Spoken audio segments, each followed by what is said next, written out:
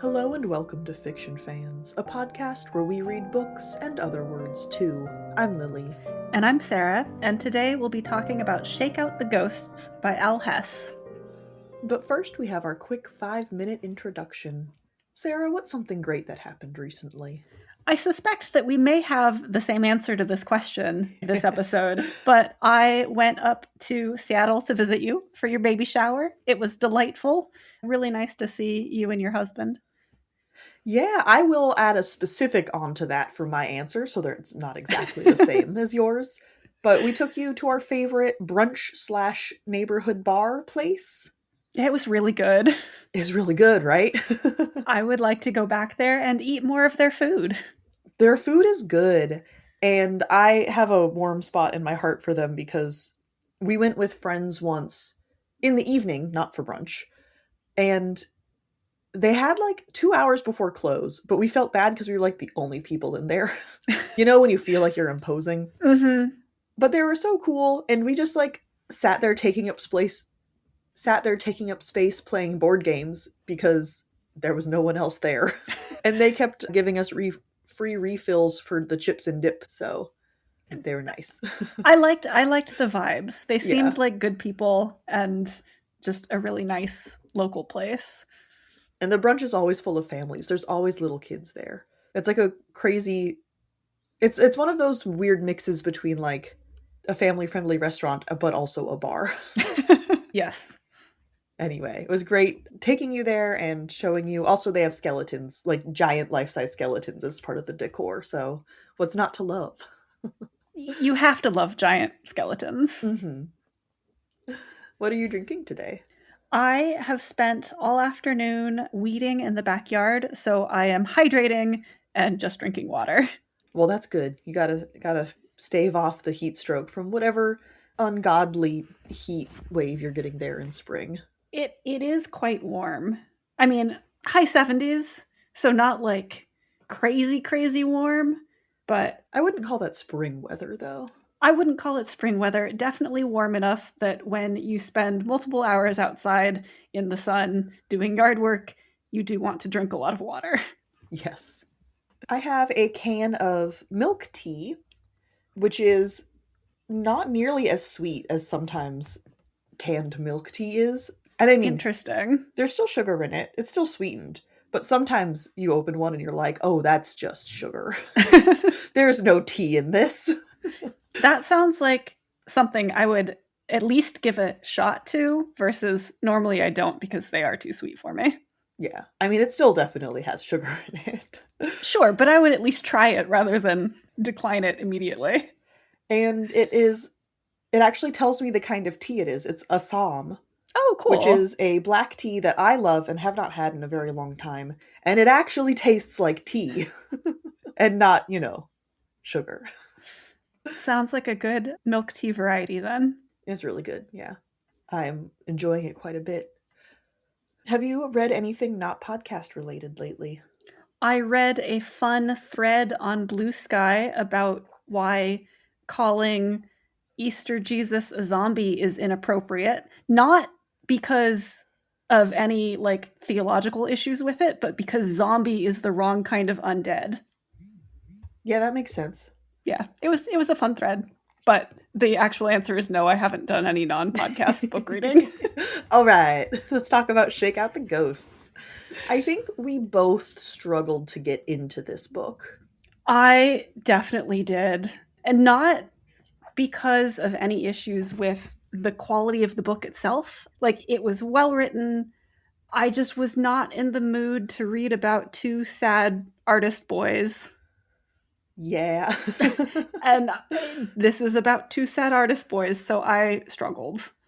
I also did, for the exact same reason. I am glad that we persevered, partially because it is like some nice variety. It is still definitely SFF, but it's more magical realism, I'd say, than like, elf pirates or something. Yeah, it's definitely genre, but I agree it's kind of closer to the magical realism side. There are some things that make it more genre that are spoilery, so I'm not going to go into them. And it was a nice change of pace. I did, as the story progressed, I did get into it more, and I ended up enjoying it a lot more than I thought that I would when I first started. But I just, yeah, I had trouble, but it was a me problem. Well, I think really at its core, this book is about two men who want to change but need some impetus to do so. And so that entire introductory period of the book, where we are learning who Cosmo and Micah are and, you know, establishing the situation that they are, separate situations that they are in, that they desperately want to change but are struggling to do so, is really frustrating. Especially, like, I didn't go into this in a particularly, like, romantic or sympathetic mindset, which made that very difficult. Yeah, I would agree with that. And you need that introductory setup, I think, for the story to be worth it. Absolutely. Yeah. It was totally worth pushing through. I think for a different reader, or even for us in a different mindset, it wouldn't have been pushing through. It would have been, it's kind of the same like when I'm in a mood to listen to Lana Del Rey. That same like aesthetic and tragic and, that stuff. Yeah. Yeah, I mean, and again, I do think that a big part of my issue with the beginning of the book was just I was not in the right headspace for it. Yeah. I think you and I are both kind of just in our personal lives in a need to get shit done place. Mhm. And that's exactly what Cosmo and Micah need, but it's not where they are. And so there was just, yeah, a fundamental just like mismatch there. Yeah. And also I'm very much right now wanting cozy and comfort and to forget how much things suck. And that is not what you get in this book in the beginning. No, we are being a little flippant in calling them sad, sad boys because they are.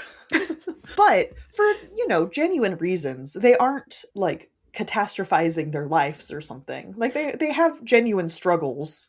Yeah, I mean, they were actually incredibly sympathetic characters, Mm. and so yes, we are being a little bit flippant when we call them sad, sad boys, but they are But also it's not struggling. wrong. Yeah. Yeah, it's not wrong. They are both struggling a lot with the circumstances of their lives and not necessarily dealing with them with what's going on in a great way at the start. They're doing their best, but they are struggling. They're definitely struggling. And the story is about them, going through that growth and change. So we get there. I don't think Yes. it's a happy love story. I don't think it's a spoiler to say, yeah, they deal with their shit. They deal with their shit. And once they actually get together and start dealing with their shit, I had a much easier time with the story. Oh, yeah, same. And they do meet, well, they meet early on, but they're sort of, the beginning of their relationship happens early enough that it wasn't like, I had to sit through 90% of this book for the last interesting 10% or something. Yeah, no, absolutely not. Like the bit that I struggled with was, I don't know, maybe the first third, but a short enough period that pushing through, which, like you said earlier, maybe wouldn't have been considered pushing through if we were in different mindsets. But this is the mindset that I read it in. Pushing through was absolutely worth it, and I was glad to have read the book. I did end up enjoying it. Now, this is a love story. There is something to be said for needing a romantic relationship in order to inspire change in yourself, as maybe not like the most healthiest. No. But I also think, two vulnerable people identifying with each other and encouraging each other to not be the best versions of themselves, but just try is quite, you know, sentimental and sweet. And that is what you preferably get in a long-term romantic partner, is someone who inspires you to be a better version of yourself. So I'm gonna maybe walk back that complaint a little bit. I mean, I think that, like, yes, I agree with you that in an ideal world, people wouldn't need the impetus of a romantic relationship to make those changes in themselves. But in this specific book, Cosmo and Micah are very supportive of each other. It's definitely a healthy relationship between the two, and they are really sweet. And you cheer for them when they do push each other to grow. Yeah. I think supportive is the right word. There is a version of this kind of plot that would be toxic as hell, right? Yeah, That's just not how it plays out here. there's no toxic codependency between the two of them. Where yes, I think there is a version of that relationship that could go that way, but Hess is very good at writing the relationship, and it stays at that supportive level the entire time. Absolutely. The stress in this book, because this book is stressful, It's very stressful. is from everything around the two of them. And so whenever you get their interactions, not whenever, there's still, conflict and there's still a story happening. But for the most part, their relationship is kind of that warm, comforting, safe place for the reader as much as it is for the characters in each other. Yeah, absolutely.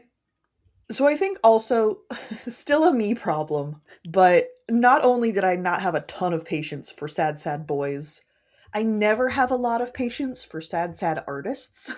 Mm. And this book was heavy on the art scene, like, setting. Yes, both Micah and Cosmo are artists. They live in an art district. All of their friends are artists. They work at galleries. It's very much art, art, art, art. But that kind of, I'm going to say very specific art scene, because there's a lot of types of artists, right? It's the very, like, classic, stereotypical starving artist. They work in galleries, they're trying to get exhibitions, they have commissions. So it's very much that, you know what I'm trying to say, that I art world. yes, yes. As opposed to, there's a lot of ways to make money with art these days that isn't that. Yeah. And we do see a little bit. I mean, they mention a neighbor does like fiber art or something. And so we Mhm. see a little bit of other kinds of art, but it's very peripheral. And I wonder how much of that is because Hess himself is an artist. Hess has portraits of the characters in the beginning of the book that he did himself, which is really cool. I mean, he's a very talented artist.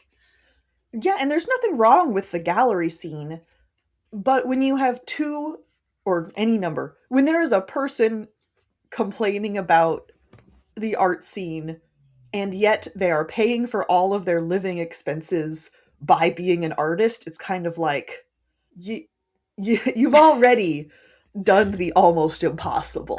Like, anyone for whom art can be their main source of income, they don't have to have like a day job that's unrelated to the industry, I don't have a lot of sympathy for. That is pretty impressive if you are making a living off of your art. Yeah, and it's a struggle living, sure, but it's like, okay, you're already at a certain, that is a certain amount of success that I'm not going to be too sad for you about. Yeah, I mean, I think I have more patience for that than you do, but it certainly is a thing in this book. And I will say that is probably a more of a me specific thing, I but I think anyone who has tried to balance art with a day job would probably feel a little bit of annoyance at that. maybe. Yeah. But anyway, that was just adding on to the my lack of patience. I thought it was pretty funny how there is absolutely zero geographic information in this book.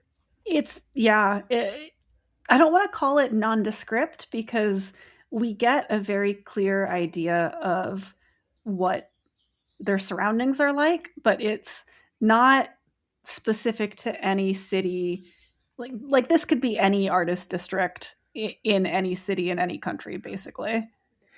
Yeah, we know like what their neighborhood is like, what this art district is. And we know that cars are common. So I would say that cuts down on the country option. But I only picked that up when I was like started sleuthing hard. Because I was like, I realized at some point I had no idea where this was taking place, right? Other than a city. Yeah. Which honestly, I think that's pretty neat. Oh, yeah, because at that point I started like, combing through for Hess to slip up and give me some kind of something. But it was actually quite impressive how yeah, it's not generic. It's like the perfectly crafted everyman of cities. Yeah. Yeah. It All we feels know very intentional. Like it's not just that Hess has left out details, it's that Hess has intentionally not given us any kind of determining description. yes. We know that both of the main characters, despite being broke and living in a city, drive cars everywhere. And we know that Micah's older brother lives 2,000 miles away, but there's no mention of international travel. So it's probably the US. I mean, I believe that Hess is based in the US, Yeah. so it is probably somewhere in the US, but But that's the level of crazy person detail I was going into to figure this out. Because even saying 2,000 miles away kind of implies a coast, but not necessarily. not necessarily, yeah. And I do think that the lack of specific location does make it more accessible for anyone to read. I mean, obviously, you can read books about different cities that you don't live in. That is very, very common. But I think it's neat to be able to read a book and think, yeah, this could be somewhere that I know. I think if there was more geographic detail, it would have gotten distracting. Mm-hmm. I would have been thinking about like, oh, that's such an East Coast thing, or oh man, they got that so wrong. And instead, you could really focus on the characters because this is truly a story about the people in it. Yes. And so that yeah, purposeful omission of location was pretty fun. And I tried to poke a hole in it and I could not. I have a fun throwback for us, a words are weird segment. Oh, what's your words are weird? We haven't done one of these in so long. But Hess uses the word flirt as a noun, and it was incredibly distracting. I've never heard it used that. Not like as a person. Because I know that's a noun. People are nouns. The text wasn't saying that person is a flirt. Like The text, the action was a flirt. yeah, like the line that someone said was a flirt. And I've never heard that usage before. It was used the first time I was like, okay. But then it's at least 2 or 3 more times and that was I don't want to say exactly distracting, but definitely threw me off. Is that a thing? Is that a regional use that I don't know? According to Merriam-Webster, the definition of flirt is, or one of the definitions of flirt as a noun is an act or instance of flirting. Sure, but who does that? As in, who says that? Enough people that it's in the dictionary. Must be a regional thing and just not from my region because absolutely baffling. It could be. Have you heard that before? Not that I can think of, but it also didn't strike me the same way that it struck you. Huh. So I don't know if that's just that I've heard it and don't remember or what, but yeah. It's definitely not a regional thing where we are. Because even if I was talking about a line that someone said, I would have said that it was flirty or flirtatious. Like I would never say a flirt. Anyway, that was just something that I got hung up on. And I'm very curious. Yeah, I think that's actually what got me started trying to figure out the location of the story. Oh, interesting. Interesting. Yeah, because I didn't fixate on the location. I was like, oh, okay, this is just anywhere. That's neat. They're using language I don't use. What is going on? Well, before we move on to the spoiler section, I think we should talk about, of course, who should read this book, but then also a little bit about what someone should expect going into this book, because there are definitely some heavy themes. Yes. So I think you should read this book if you are looking for something that's more magical realism with very sweet romance at its core. But you should also be aware that it does deal with some really heavy content. And there are content warnings, or there is a content warning at the beginning of the book, but there's a lot of talk of very severe physical assault, some non consensual touching, PTSD, and panic attacks, and things like that. So it does go into some dark places, or the characters are recovering from dark places, and there is discussion about that. And there is some on screen or on page as well. The unwanted touching. Oh, yes. Yeah. It's not all just discussion of it having happened in the past. Right. Yeah. The non-consensual touching does happen on the page. Yeah. So definitely, keep that in mind. It does bring you back as a reader, right? You're not dwelling in it for too long at any one point. There's usually some rays of sunshine to break it up, I would say, but it definitely takes you there. And so, like I said, it is a stressful read, no matter how cute the love story is. Yeah, it's not cozy. This episode of Fiction Fans is brought to you by Solsticia. That's our zine. Each issue has a different theme that celebrates genre and genre blending in a new way. PDF and EPUB versions can be purchased on our website, and Patreon supporters of all levels get free digital copies. You can find all of the issues and more at patreon.com/fictionfanspod. Thank you for your support. The remainder of this episode contains spoilers. We talked a little bit about how there were some genre things in this book that were spoilers. And specifically what I was thinking about was the fact that the ghosts are actually time travel, which was a very fun twist and did make it a little more sci-fi. I agree completely. I mean, I would have said ghosts are also magical realism. Supernatural. That's not literary fiction. Well, I mean, it would have been, I think, a genre book regardless. Yeah. But the fact that the ghosts were time travel makes it more sci-fi than magical realism. It still has magical realism vibes, but yeah, but it worked really well for me. Once we started getting into once Micah and Cosmo meet each other in person, not as ghosts, and start trying to figure out what's going on, that's when I was fully on board. Yes, I agree. That was really where I turned a corner on the book. And it was really it was such a neat twist. It was really fun. I loved it. They talk about multi-universe theory, parallel universes, and it's not the main point of the book. No one's building a time machine, but there is enough of that time travel. If we are able to talk to ourselves in the past, what are we changing? How does that look? That kind of thing. There's enough discussion of that and ramifications of that in the story that it didn't feel like a gimmick just to get you to the love story. Right. It did feel integrated into the plot of the book, even if it was not necessarily the focus. Yeah, it wasn't the focus for me, the reader, right? Obviously, I was more invested in the romance and the love story, or at least I was. I mean, I would have liked to see a little bit more discussion of the time travel. Why was that apartment building complex experiencing it? I don't know.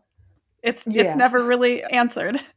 I think that's why I went with magical realism at first, because these are just regular guys. Oh, actually, now that we're in the spoiler section, Cosmo does start going by they, them at the very, very end of the book. uh, Yes.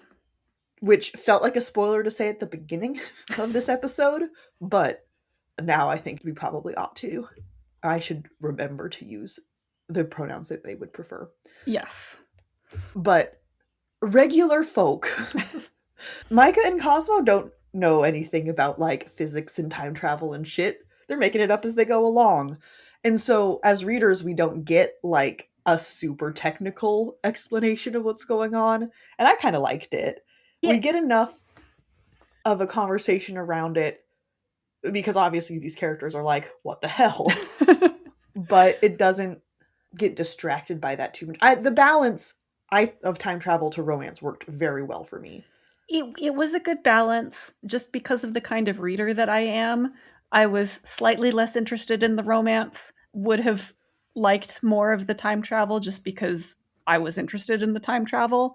I don't think that the story would have been as strong if that Yeah. was more of a focus. So Hess made the right decisions. Yeah, it's a love story. It's a love Yes. story with time travel. It's not a time travel story with a romance plotline. Yes. Ooh, but then it gets pretty thriller at the end. Like almost horror suspense thriller.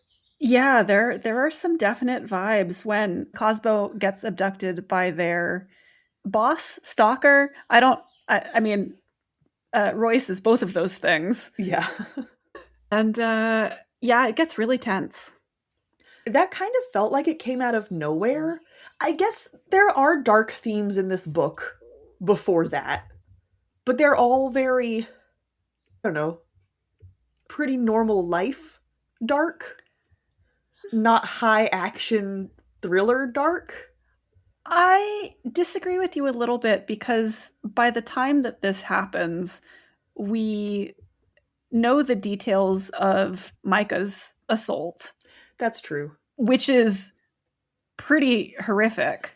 It's just that wasn't on page, so that, like, while that is part of Micah's character and his backstory, that's not like happening in this story, so it doesn't feel the same. We don't see it on the page, but I think we get enough of it that when Royce actually does abduct Cosmo, it didn't feel weird for the world and for the story. That's fair. And And I mean, the book opens with ghosts, so like death is definitely part of the conversation. yeah, and by this point too, it's very clear to the reader that Royce is absolutely no good, I Would think. by the point he is abducting Cosmo, yes. Yeah, but like Royce gets built up slowly over the course of the story as less and less of a good friend and more of a total creep. So it didn't feel weird for Royce to take that step. Fair enough. I mean, it didn't feel weird to me that Royce did it. I just I wasn't yeah. Maybe I was just vibing too hard with the love story at that point. And I was like, "Oh, we're back. Okay." No, I loved the pacing of Royce's like slow character descent. Oh, it was fantastic. And I mean, we get from the very beginning people being suspicious of Royce. He's always a little shady, right? Yeah, Cosmo's mother immediately clocks him as kind of skeevy, and Cosmo's best friend tries to warn Cosmo about him and things like that. But you think that he's just kind of a little bit of a douche. Is he a smarmy white knight or is he an actual predator? Because those are two pretty different things. Yeah, yeah. And so you start off thinking one thing, and then it turns into another. Yes. I'm really glad that there's really no way to say this that makes me sound good. I'm really glad that there were consequences for our main character's dumbassery. And I want to acknowledge that you cannot say that about a real person in the real world. That's awful. But these are fictional characters. Yeah, that's not something you would ever say about a person in the real world. But I do think that if you see people make bad decisions in a novel and not have to struggle with that, it gets very frustrating for And the reader. and I'd like to clarify, I'm not talking about the assault or the kidnapping that Cosmo deals with. I'm talking about their best friend saying, screw you, this is awful, I cannot deal with you anymore. Like, that is a natural, reasonable consequence for dumbassery. Yes. That is what I am referring to. Yes. Speaking of, how do we think we pronounce her name? Her name is Deja. With accents on the E and the A, as in the French spelling of Deja. So that's how I pronounced her name. But she's Hispanic. But none of the names for the characters have anything to do with their nationality. Jimena. Well, okay, Jimena, yes, but Cenarius Zed, that's not an actual name. I will admit, I assumed that was a stage name. Maybe, but that's the only name we get for Zed the entire time. Yeah. Like, what's to say that Deja isn't also a name that she chose? That's fair. And I mean, it's obviously a reference to deja vu, because they even talk about deja vu in the book. I definitely went back and forth calling her. I don't think deja is even a word in Spanish, but I was like, that J is throwing me for a loop. No, I saw the accents and I was like, okay, Deja it is. It's clearly a deja vu reference, yeah. I'm overcomplicating it. I think so. But also, I loved her so much. But she was great. She was a much needed voice of sanity through the entire book. Incredible, incredible. Very cool lady, also a really good friend, also had good boundaries when Cosmo is kind of self-sabotaging in the way that they realize they need to stop doing, but hasn't been able to break themselves out of that cycle yet. The fact that she actually says, like, I cannot be a part of this anymore, amazing. So good for her. But she still shows up when Cosmo needs her. She's just like, I can't be your friend, but I will make sure nothing terrible happens to you. Like, ugh, I loved her so much. Yeah, she was great. Also great was Micah's older brother, Everett. Yeah, he was actually the first. Well, no, I love Deja from the beginning. But Everett was the first moment when I was like, when we were both at the beginning of this book and kind of like, I don't know about this. And Micah was refusing to go to therapy. And Everett was like, you should probably go to therapy. That's when I went, oh, thank goodness, someone said it. Yeah. And he was also just so supportive and so happy for Micah when Micah started, like, taking the steps to improve their situation.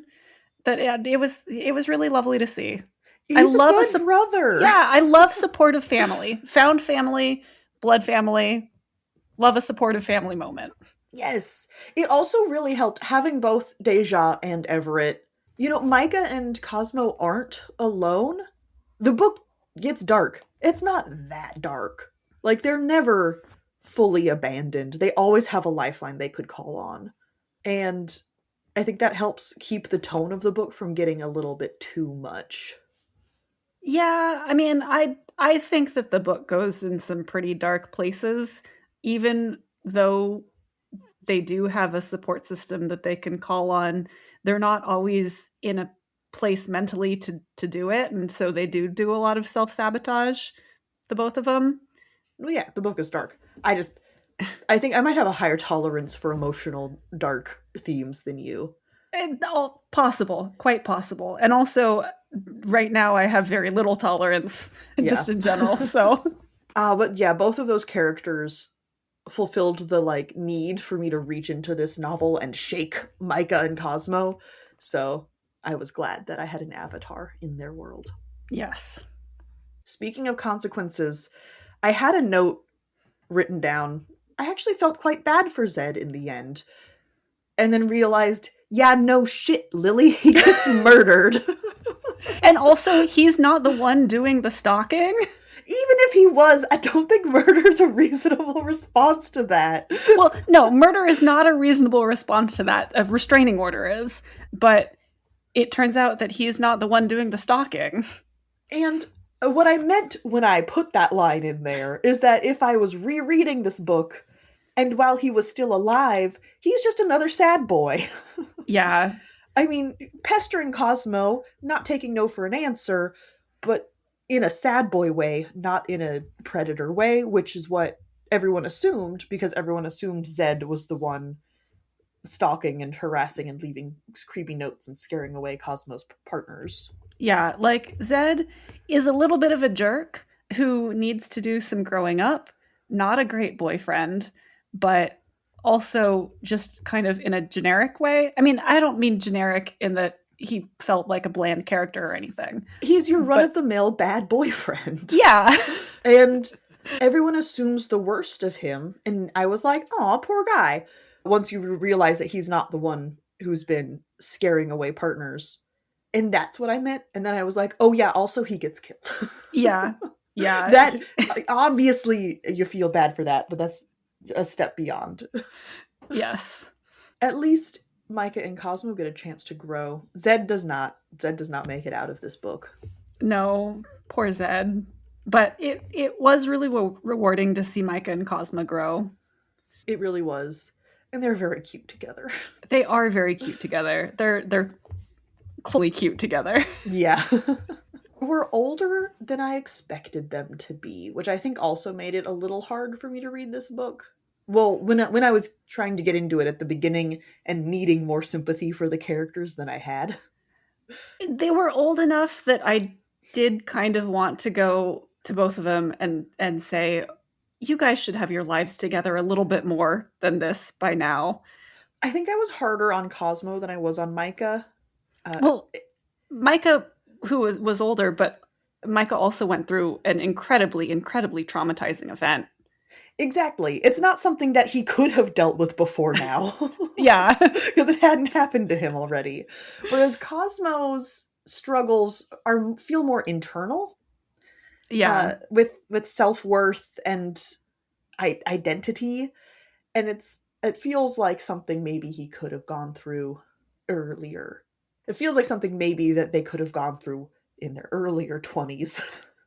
But, I mean, you can't put a timeline on things. It just made me a little less sympathetic, I think.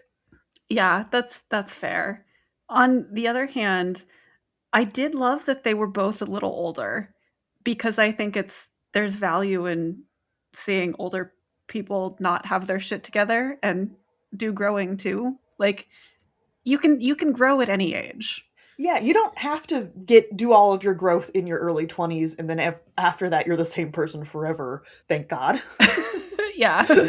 So I agree with you that I kind of got frustrated a little bit because of their age, but at the same time I was like, great, this is good to see in a story still. I think that was purely a combination of I was a little frustrated and I had less slack to cut. Yeah. Yeah. But very fair. You're right. I mean, growth shouldn't be limited to your youth. In fact, it's probably a good thing for everyone to be learning and changing their whole lives. Yeah, and normally, I mean, we should have more stories about people in their late 20s and late 30s. But also, maybe oh, actually, this is really what it is. I have zero patience for people who get back together after they break up. Fictional, real, doesn't matter. That's one of my greatest pet peeves, just period.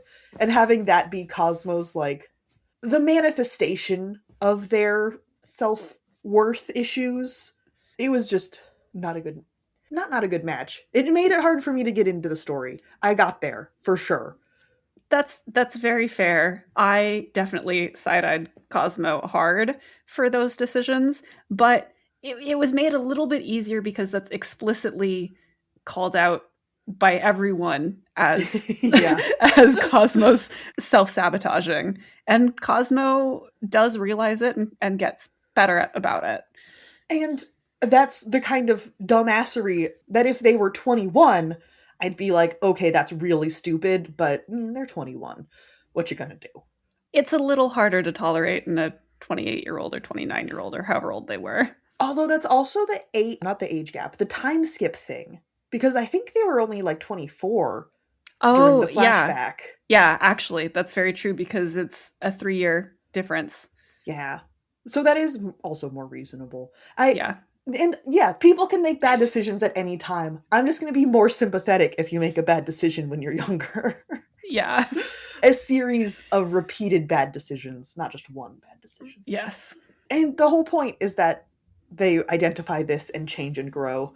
So, I'm beating a dead horse, but I just wanted to talk about why it was establishing where Cosmo was at before we start seeing that change was definitely like not a great click for me as a reader. Yeah, no, I agree. Yeah. I agree completely. Micah, like you said, having more, still internal in that he was dealing with his trauma response, but it was dealing with an external act of violence. And so it was definitely much easier for me to go, well, shit, you can't choose. No one chooses that. It's not a series of bad decisions. And so, yeah, and that's, I think, the core of my different reactions to the two characters. Yeah, that makes sense. But then in the end, they're not perfect, but they've made huge strides. And then they're trying to help themselves in other universes too, which was really cute. That was very cute. And we see a little bit of a parallel universe where nothing bad ever happens to either of them. Not exactly, but they are able to avoid the worst of the things. Yeah. And that was really sweet and lovely. Although I have to say that I'm glad it was only a parallel universe and not like they were able to go back in time and stop it from happening to them entirely, because that would have felt like invalidating the entire story. Well, and it's kept from feeling too saccharine because we also know there's another universe where Cosmo dies. Yes. So it's almost like the Micah and Cosmo that we are following, by avoiding that outcome, have earned it for the other couple, in a sense. Yes. At least in a literary sense. And so getting just a brief little snippet of how they were able to help themselves and feeling care for themselves is kind of the whole thing that they need to figure out. Absolutely. And so being able to externalize that on a parallel universe version of yourself, there's something really beautiful there. And learning how to take care of yourself by taking care of your other self. It was sweet. Yes, it was sweet. I was going to say the book doesn't leave you feeling bad, except then you remember there is the universe where everything has gone to shit. Where Cosmo actually dies. Yeah, it's not really a feel-good story in some respects. Even the sweetest version of the book, still has that bittersweet gut punch in there. Yeah. The book goes dark places. It does.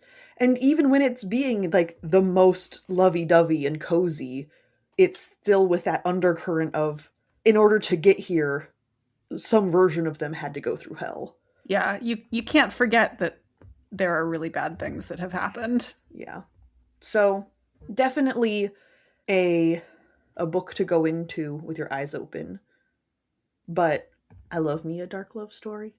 And the love story part wasn't even that dark. Yeah, I was going to say I wouldn't call this a dark love story because I think that has different connotations. But yeah, fair enough. I love dark stories. I do love dark love stories. And so this ended up hitting a balance between those two things. Because, yeah, it's not... The love story is not toxic. Yeah. It is a dark story, and there is a love story. But it's not a dark love story. Right. And for someone who does like those kinds of dark themes when she's reading a love story, the balance was quite nice. Yeah. Thank you so much for listening to this episode of Fiction Fans. Come disagree with us. We're on Blue Sky and Instagram at FictionFansPod. You can also email us at fictionfanspod@gmail.com or leave a comment on YouTube. If you enjoyed the episode, please rate and review on Spotify and Apple Podcasts, and follow us wherever your podcasts live. We also have a Patreon where you can support us and find exclusive episodes and a lot of other nonsense. Thanks again for listening, and may your villains always be defeated. Bye! Bye!